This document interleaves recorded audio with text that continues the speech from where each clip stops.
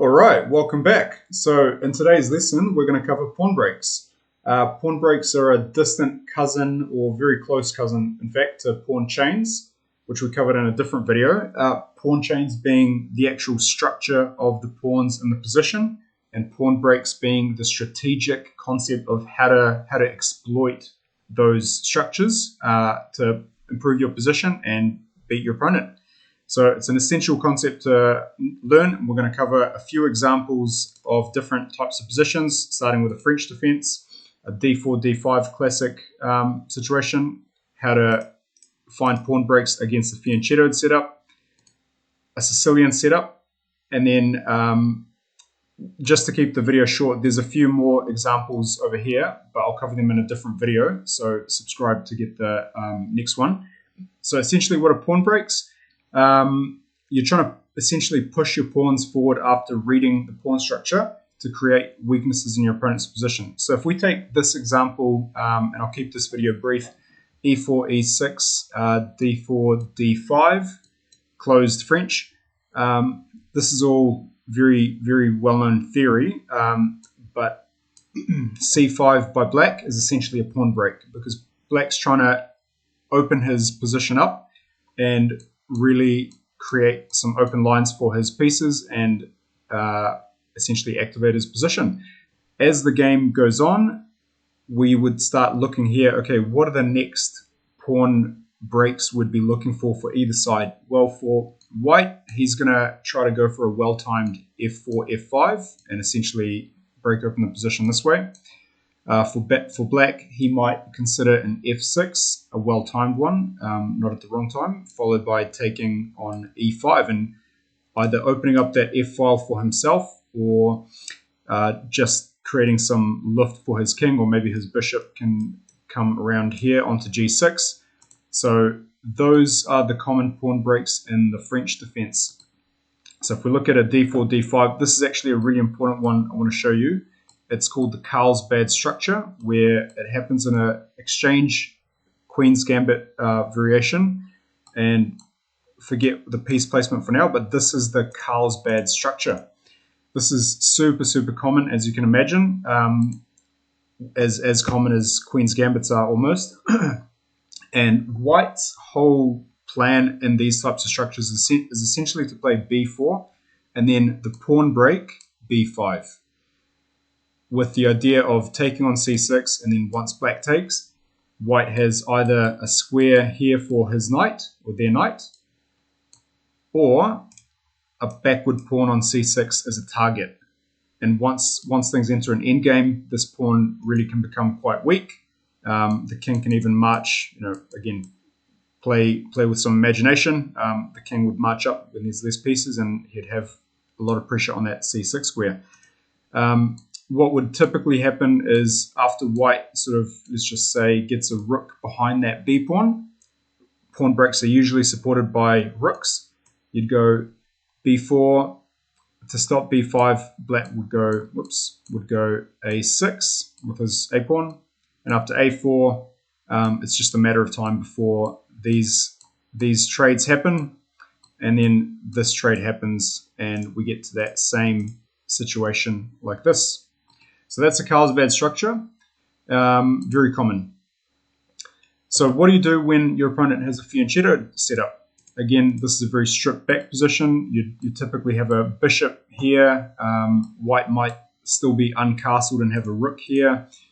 White's main way of playing against this kind of a setup, or you've got to be careful, it's got to be in the right position at the right time, but is to play a well-timed h4 followed by h5, and then taking here and opening up that h file for their rook. How would black combat that? So if white plays h4, the common theme with pawn breaks is actually to close up the position. So h4, black has the option to play h5 and really stop that h pawn continuing forward. Black's got to be careful white doesn't sacrifice the pawn altogether. This is another form of pawn break where you sacrifice that pawn in order, again, to open lines against your opponent's position. So we'll go over one more example of pawn breaks. I'm trying to really go for an illustrative video this time.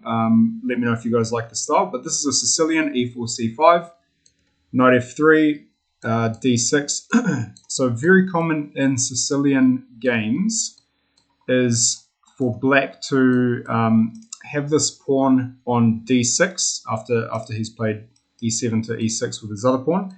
He ends up, or they end up with a pawn on d6 that can become a bit of a target once, let's just say once white gets his pieces this way, the knight could drop back, this bishop could be here. White's got plans usually in terms of pawn breaks of an f4, f5 to open up some lines against black's king and create a weakness on e6, or f4, e5 and open things up this way, or f3, g4 followed by g5.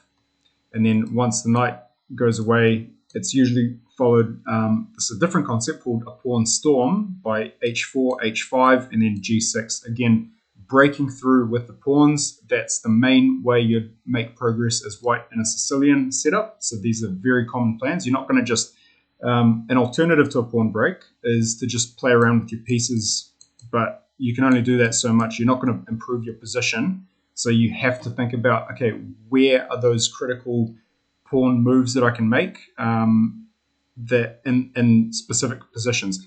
So as black, likewise, in these types of positions, black usually gets an a4, a4, b5 in, and then a bishop on b7, or possibly even on d7 followed by c6. But black's main pawn break in these situations, aside from closing up the position with e5, which is common in a knight-off type situation, this is the main pawn break for black, d6 to d5. If black can get that particular pawn break in, if you can kind of imagine, let's just say this happens, and you look at this situation, now black's got a very strong bishop on d5. He can reroute a knight to go there. His rook, black's rook starts opening up on that c file. The queen can come here, here, or here typically. And black gets a lot of easy play, and also this bishop is now opened up. And if white had a pawn on a3, there's all sorts of sacrifices that can happen on a3. And that all comes from that pawn break by black, d6 to d5.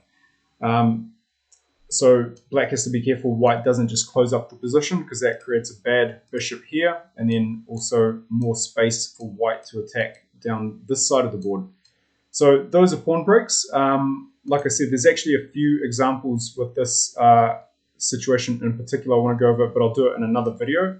This is with all the pieces on the board. This is with a few less pieces, and this is in an endgame form, and you can really see the intricacies of different types of thinking that you've got to have for the pawn breaks. I'll give you a quick spoiler. Again, the pawn break is b4 to b5 to create that weakness on c6. But if you do that in this type of a situation, you might run into trouble with black getting a passed pawn. So we'll go over those nuances in a different video, but hope you enjoyed this one. Let me know what you thought, and see you in the next one.